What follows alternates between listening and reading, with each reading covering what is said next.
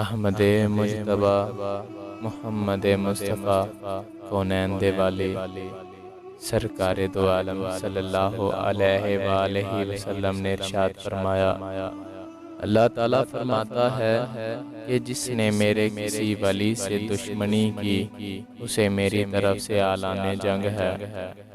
اور میرا بندہ جن جن عبادتوں سے میرا قرب حاصل کرتا ہے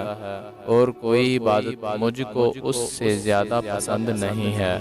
جو میں نے اس پر فرض کی ہے،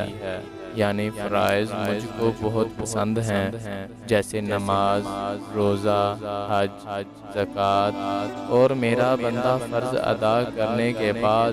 نفل عبادتیں کر کے مجھ سے اتنا نزدیک ہو جاتا ہے کہ میں اس سے محبت کرنے لگ جاتا ہوں۔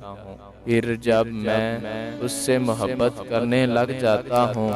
تو میں اس کا کان بن جاتا ہوں جس سے وہ سنتا ہے، اس کی آنکھ بن جاتا ہوں جس سے وہ دیکھتا ہے، اس کا ہاتھ بن جاتا ہوں جس سے وہ پکڑتا ہے، اس کا پاؤں بن جاتا ہوں جس سے وہ چلتا ہے، اور اگر وہ مجھ سے مانگتا ہے تو میں اسے دیتا ہوں، اور اگر وہ کسی دشمن یا شیطان سے میری پناہ مانگتا ہے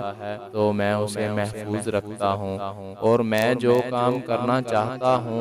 اس میں مجھے اتنا تردد نہیں ہوتا جتنا کہ مجھے اپنے مومن بندے کی جان نکالنے میں ہوتا ہے۔ وہ تو موت کو باوجہ تکلیف جسمانی کے پسند نہیں کرتا،